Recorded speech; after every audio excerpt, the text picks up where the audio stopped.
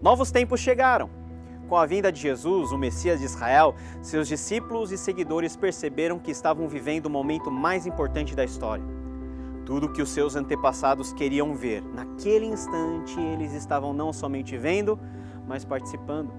Mas a história que eles imaginariam que aconteceria tomou um rumo totalmente diferente. Jesus de Nazaré não tomou à força o poder das mãos dos romanos e reimplantou o reinado da dinastia de Davi em Jerusalém. Ele foi morto na cruz. Mas a morte não pôde detê-lo. Ao terceiro dia ele ressuscitou e se apresentou a muitos irmãos. A ressurreição, segundo o apóstolo Paulo, foi a ocasião em que Cristo foi declarado como Filho de Deus com poder. Agora, os discípulos sabiam que faziam parte de um novo reino. O reino de Deus anunciado lá no Evangelho, agora era uma realidade presente, uma vez que o Rei, o verdadeiro Senhor e Cristo, estava diante deles. A narrativa bíblica, conforme vimos até aqui, é fascinante. Fascinante porque ela caminha por uma direção que para nós é frequentemente inesperada. São as divinas reviravoltas que nos certificam que essa narrativa geral fora detalhadamente escrita e dirigida pelo próprio Deus. O livro de Atos dos Apóstolos inicia trazendo um diálogo franco entre Jesus, o Rei, e seus apóstolos. Senhor, é nesse tempo que vais restaurar o reino a Israel? A restauração de Israel era um tema presente e importante para os judeus. Eles criam que a vinda do Messias estava atrelada a isso. No entanto, Jesus lhes responde: não lhes compete saber os tempos ou as datas que o Pai estabeleceu pela sua própria autoridade, mas receberão poder quando o Espírito Santo descer sobre vocês e serão minhas testemunhas em Jerusalém, em toda a Judéia, Samaria, até os confins da terra. Em um primeiro momento, tratava-se de um balde de água fria.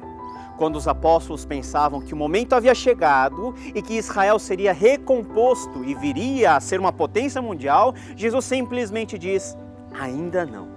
Sim, Jesus é o rei no comando de todas as coisas, mas o seu reino sobre todo o cosmos ainda não seria implementado sobre a terra definitivamente naquele momento. O Messias traria a tão sonhada restauração a Israel, sim. Entretanto, os planos de Deus eram de fato muito, mas muito mais amplos do que apenas restaurar Israel. Dito isso, Jesus, conforme nos narra Lucas, subiu aos céus e hoje ele está à direita de Deus Pai, de onde virá para julgar os vivos e os mortos. A questão aqui é que, resolvido o problema do pecado e conhecido quem é o Rei de todas as coisas, esse rei resolve se ausentar por um momento. Mas Jesus não deixou o seu povo desamparado. Ele enviou o Espírito Santo procedente dele e do Pai para guiar todos os seus seguidores no seu caminho. É a entrada do Espírito Santo, a terceira pessoa da Santíssima Trindade, que inaugura um novo ato dessa nossa longa história com Deus. É o tempo da missão. Essa missão consiste no chamado dado por Jesus ao seu povo para que participe da história de Deus, anunciando o Evangelho de Jesus Cristo no aqui e no agora como testemunhas de Jesus. Por que Jesus resolveu esperar esse tempo até a consumação de todas as coisas? Para juntar dos quatro cantos da história todo o seu povo. Essa missão de ajuntamento é o que está acontecendo, inclusive hoje, na igreja.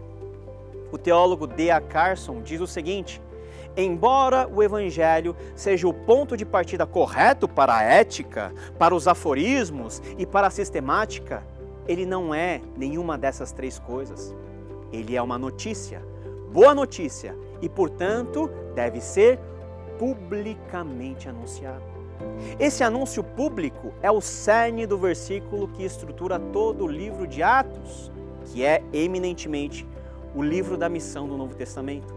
Mas receberão poder quando o Espírito Santo descer sobre vocês e serão minhas testemunhas em Jerusalém, toda a Judéia, Samaria, até os confins da terra. A missão começa com a ação do Espírito Santo em nós. Esse Espírito é quem nos move a sermos testemunhas, ou seja, sinalizadores, arautos, proclamadores do Evangelho de Jesus em todos os lugares, para todas as pessoas e em todos os tempos. Foi atendendo a esse chamado que em Atos, os discípulos, após receberem o Espírito Santo no dia de Pentecostes, saíram por todos os lados proclamando o Evangelho. E qual Evangelho foi pregado? Que Jesus veio ao mundo conforme as Escrituras, que morreu na cruz para nos justificar, que ressuscitou ao terceiro dia para a nossa salvação, que ascendeu aos céus e em breve voltará para julgar os vivos e os mortos. Você pode ler os sermões de Pedro e de Paulo em Atos, todos eles se resumem nesses pontos. O anúncio desse Evangelho é o que qualifica aquele que é testemunha de Jesus e define qual é a sua missão. A partir do epicentro da igreja de Jerusalém, pouco a pouco, por meio da execução da missão dada à igreja, não somente as barreiras geográficas foram sendo superadas, mas com isso, todas as demais barreiras sociais e étnicas foram relativizadas. Em um primeiro momento, a igreja, que era quase exclusivamente composta de judeus convertidos, se transforma com o ministério de Pedro e mais tarde com o de Paulo em uma igreja repleta de gentios. Mas a partir da revelação ao próprio Pedro que Deus havia aberto os portões da graça a incluir os gentios em Atos 10, essa igreja agora passa a receber com alegria a todos. É a partir desse momento que a figura do apóstolo Paulo em Atos começa a ganhar um foco. Por onde a missão foi cumprida, por onde o Evangelho passou, pessoas foram transformadas, sociedades foram impactadas. Em Tessalônica, os crentes demonstraram que se converteram a Jesus abandonando suas práticas idólatras. Em Filipos, o Evangelho floresceu na maneira como os irmãos passaram a cooperar financeiramente com a empreitada missionária de Paulo. Em Samaria, o Evangelho converteu um eunuco, que por sua vez levou o Evangelho aos confins da África. Em Roma, centro do universo naquele tempo, Priscila e Áquila e companhia fizeram o nome do verdadeiro Senhor conhecido.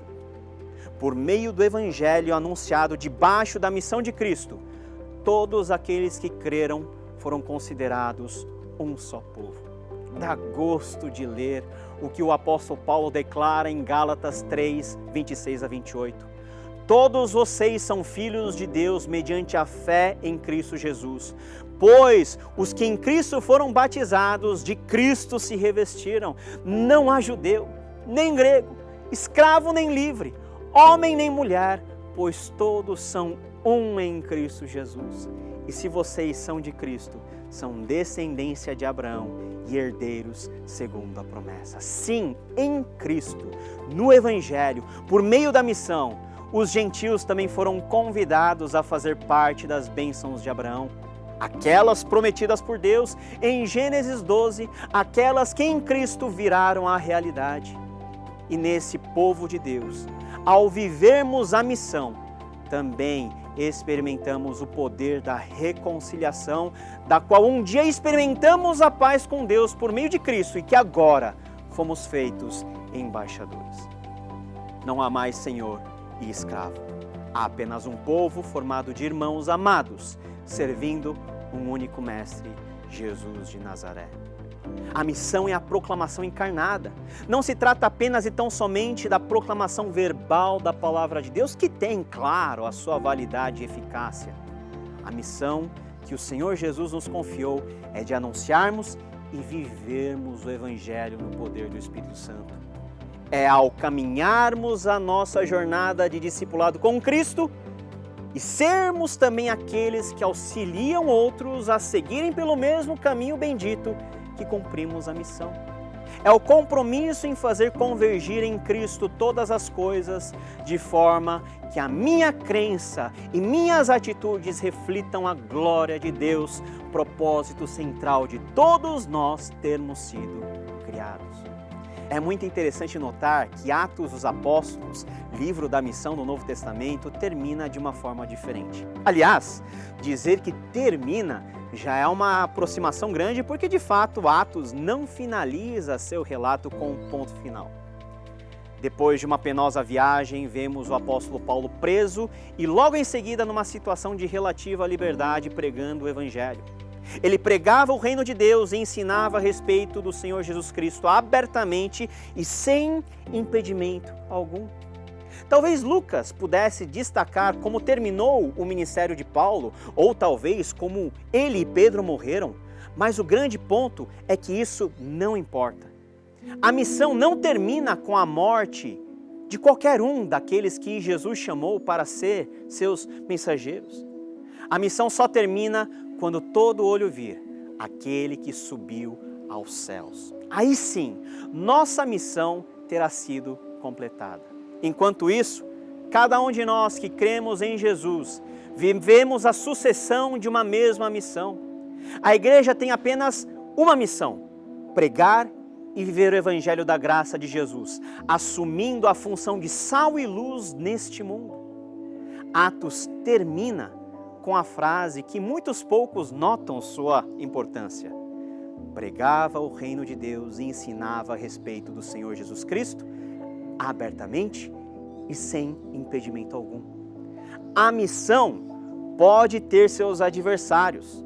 Nós, os missionários do rei, podemos ser perseguidos, mas a pregação sempre terá terreno aberto neste mundo. Enquanto o Espírito estiver conosco, soprando de sua graça e nos capacitando com poder, não haverá impedimento algum. Essa é a síntese de mais de 2000 anos de história do cristianismo, e assim será até o glorioso retorno do Rei. Embora não vivamos nesses dias o reino de Deus na sua plenitude aqui na terra, uma vez que aguardamos a manifestação final de Cristo, podemos já, como novas criaturas que somos, fazer do nosso contexto mais próximo e, quiçá, situações mais distantes, todos reflexos daquilo que o Rei Jesus deseja para nós. Não somos deste mundo, estamos de passagem. A missão faz dessa passagem uma passagem que vale a pena. A missão confiada por Jesus a cada um de nós, por fim, nos convida a olhar para o futuro. Claro, queremos e trabalhamos para que o Evangelho gere frutos de transformação no aqui e no agora, mas, no fim de tudo, é no fim que nossos olhos estão definitivamente fixados. A missão aponta para o reino, desse reino da qual todos em Cristo fomos chamados para sermos cidadãos. É como o apóstolo Paulo diz: a nossa cidadania, porém, está nos céus, de onde esperamos ansiosamente o Salvador, o Senhor Jesus Cristo. Pelo poder que o capacita a colocar todas as coisas debaixo do seu domínio, Ele transformará nossos corpos humilhados, tornando-os semelhantes ao seu corpo glorioso. A missão nos prepara para a consumação, para o dia final, que será o primeiro da nossa nova existência.